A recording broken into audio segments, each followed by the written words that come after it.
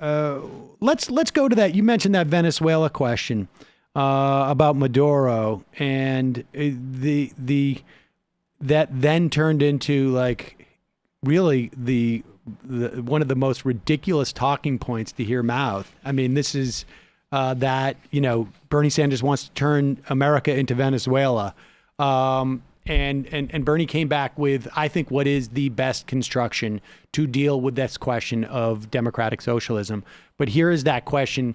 Jose Ramos, Michael, to his credit, had predicted that Jose would bring up Venezuela in this way, and it was Jorge rather would bring it up in this context, and he did almost on cue.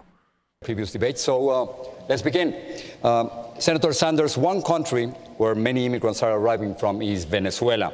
A recent UN fact-finding mission found that thousands have been disappeared, tortured, and killed by government forces in Venezuela.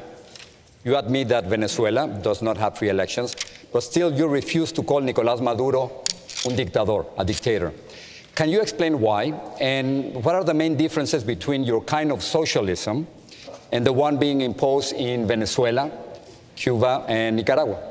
Well, first of all, let me be very clear. Anybody who does what Maduro does is a vicious tyrant.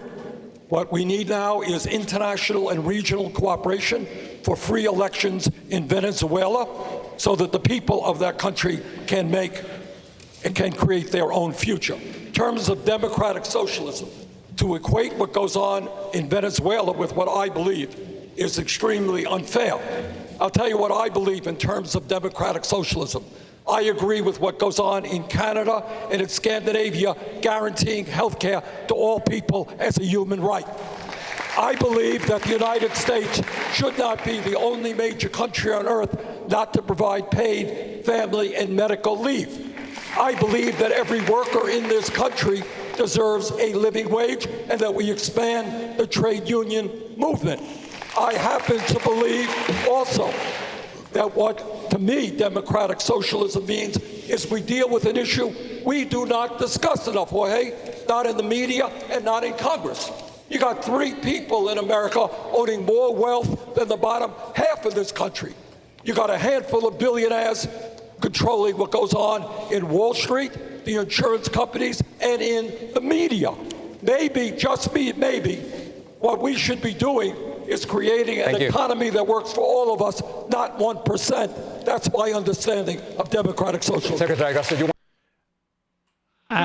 I mean, I think that is, that was a gift on some level. I don't think that's what Jorge Ramos meant it to be, but it was a gift for Bernie Sanders to be able to basically lay out the broad strokes of his vision for what, what should happen in America. And I'm just sort of shocked at that question, though, to be honest with you. I mean, I can see, like, why don't you call him a dictator?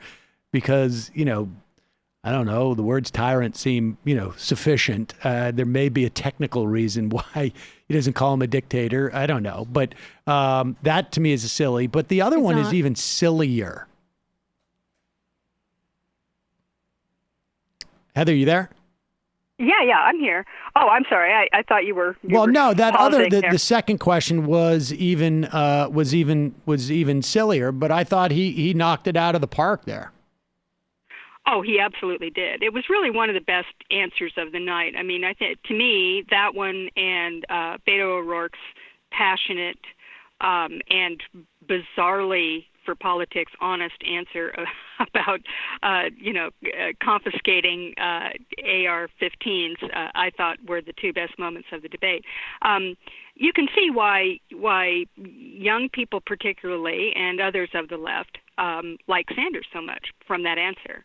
Because that's very, very clear. It's not, there's no obfuscation there. There's no kind of, overly pedantic sort of details in it. It's just a straight up explanation of what he believes and why he believes that this is important for America. There's plenty to disagree with or agree with or whatever, but it's out there, and he said it. and he said it in a way that I think was important in the debate. I mean, I think I've heard a lot of sort of performance criticism on Sanders, and I guess that's legitimate. I mean, part of this is a performance, but really, his answer on that, I think, was particularly important in sort of setting the parameter of how to deal with that Venezuela situation. I mean, this is going to be a big thing in the campaign. This is not the last we're going to hear about, not just Sanders, but all the Democrats. Probably they'll say it about Joe Biden, too, that they want to turn America into Venezuela. And this is the way to answer that if you are in a position to answer it that way. I mean, I think Sanders can. I think Warren can. I think there are others probably there who could take that tack, although perhaps not saying democratic socialism in those words, but can sort of make that case.